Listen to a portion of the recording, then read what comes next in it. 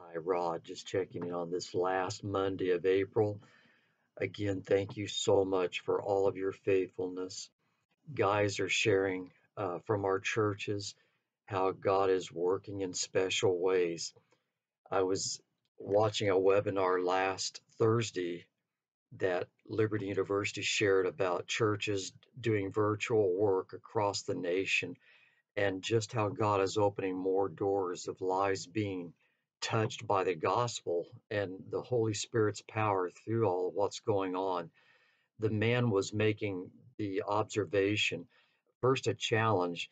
He posed the illustration: would a church of 1 million be more powerful, or would 100,000 churches of 10 be more replicable, reproducing more disciples and impacting more lives? So he was posing that about having people in different kinds of virtual rooms, encouraging one another, holding one another accountable, building one another up to send them out to make that replicable experience of the gospel being passed on to lives.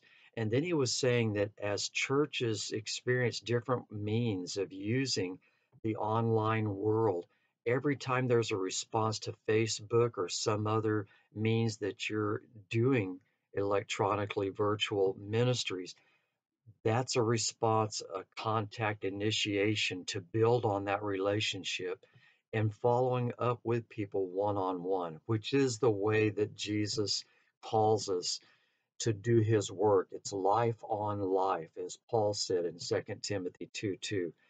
I was talking with a couple of our pastors last night.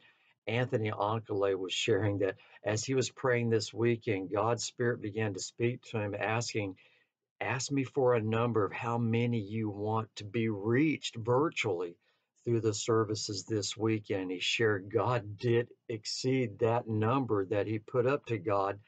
And then totally, they had 2,500 people reporting on the analytics that had tuned in at one part or another for the service. So it's some very challenging days, but some exciting days of the opportunities that God's putting before us. Well, that said, let me just ask you, please, if you would pray for Dale Torres, our moderator today. He fell Thursday night, broke 3 vertebrae in his neck, and they're doing that surgery on him today at Doctors Hospital. So pray for Dale and his family. Thank you sincerely for that. We are forming prayer groups for our pastors, and we're calling on our pastors, trying to understand what's a better day, but just trying to be regular in prayer together. Brief times, 45 minutes or so of praying together first, and then just kind of encouraging, checking in on one another on the back half of that time together. Well, lastly, we'll be finding out more from Janess, but pray for our district camp. We may still do a cleanup Mother's Day weekend on that Saturday, but we have not heard yet from them as we're all waiting to hear from Governor Newsom and what's going to be the guidelines for a lot of things for our churches and camps going forward. So as soon as we learn about that, we'll get that out to you. But we are preparing Nathan Gardner and all the different team leaders for district camp to go on according to what God works out for us. So thanks for all of your praying. Thanks for all of your persevering through this. Most of all, thanks for praying.